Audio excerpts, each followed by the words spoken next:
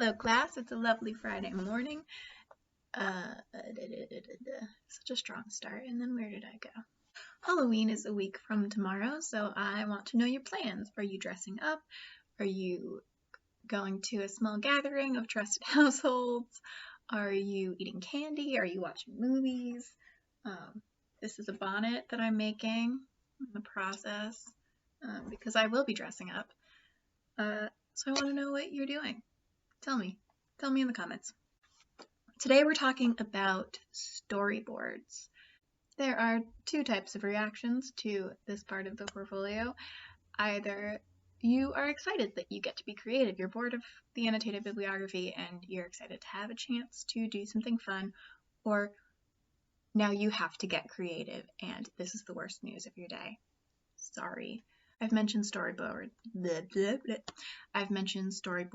before. They're a type of visual aid that story makers use, especially for something like television or movies, to help give an idea of the movement of a scene or a story. And you're going to make one about your research. So you get to come up with a fictional story, a fictional setting in which your researchers would be talking about the question that you're working on, and you're going to, physically put them in conversation with each other. I made an example for us to look at. This took me 5 minutes. Obviously yours should be like a little bit nicer than this, but it's really not a painful assignment. Usually we do it in a class period. It should take you maybe about an hour. But as you can see here, it's probably backwards. You don't really need to read it. We have meet Steve. Steve is so sad because he's hatless. Steve's friend Maria Two Hats shows up and sees that he's sad. Steve tells Maria that she's so lucky to be blessed with these two hats. See right there, he says you are truly blessed. And Maria never thought of it that way. Maria Two Hats' family legacy has always, weighed really heavily on her. It's very intimidating to her. And so she expresses that to Steve. They have this moment of disconnect. A strange square angel appears in the sky and sings to them that they could ease their burdens by sharing them, both their burdens and Maria's hats. Maria gives Steve her top hat, and now she only has one hat, but her family's just going to have to deal. So that's a storyboard. See how fun and easy? I did stick figures. You can do stick figures. Mine isn't talking about research. I don't have any research on how hats impact happiness. If you do, please let me know. But it's an example of how truly wonderfully easy a storyboard is. And they can be fun. They can be silly. They can be dramatic. There can be murder. I don't know why, but there could be. It could be spooky, it could be Halloween-y, but you should have a good time with it. The other thing to keep in mind is that even though, this whatever is the normal format of a storyboard, we're doing things a little differently this semester. We're online, we're using our computers, we're technologically savvy. So I'm open to this taking, different forms.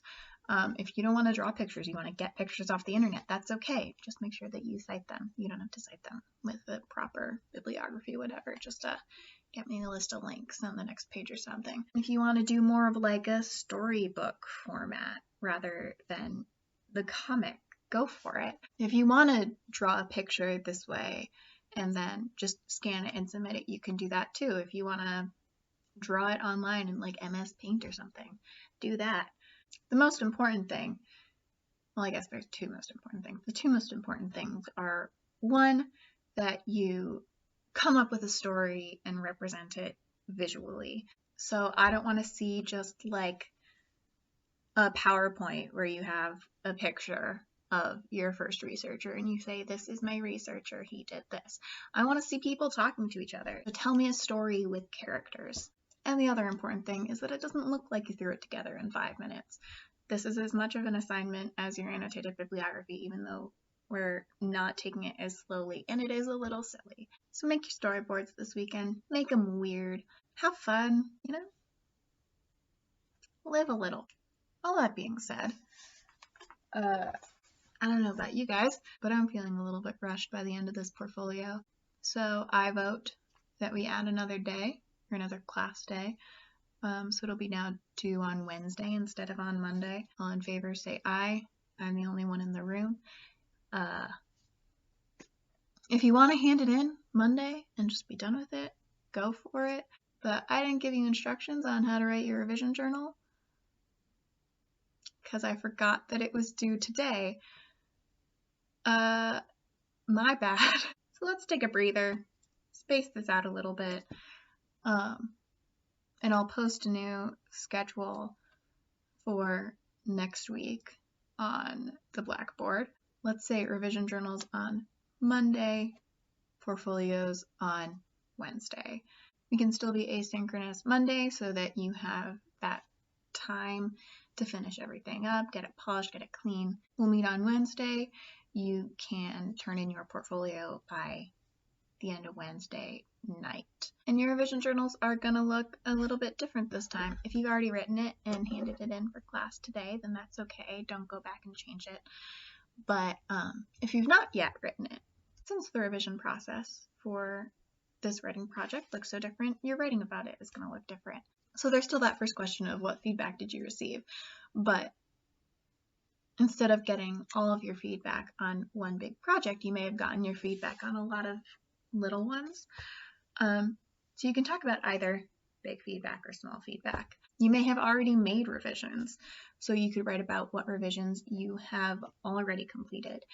And maybe doing those revisions changed the way that you wrote other pieces or other parts of your annotated bibliography, and you can talk about that too.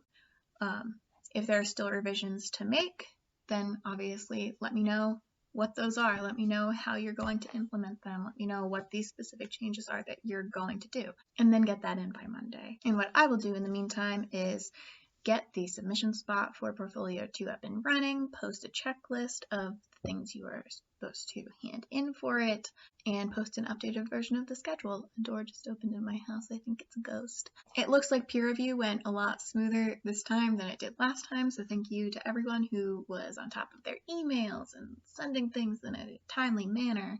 It certainly makes my life a lot easier when you guys can sort of self-manage like that, so thank you. Yeah, that's all I got for today. Looking forward to seeing you next Wednesday, not Monday. Oh, and let me know in the comments below what your Halloween plans are. Tell me everything. I need to know. I wish I had a sign off. I feel like that would make it less awkward to end these, but I don't. So, goodbye.